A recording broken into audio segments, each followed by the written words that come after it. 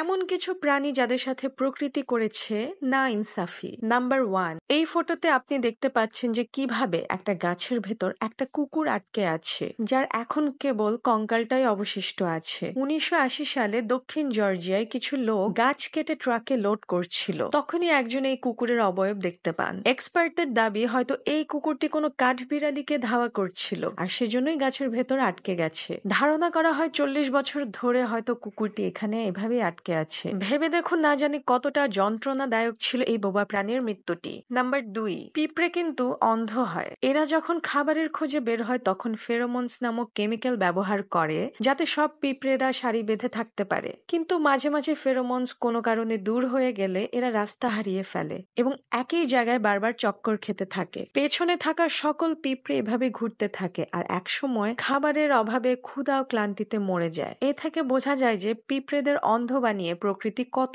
বড় নাইনসাফি করেছে।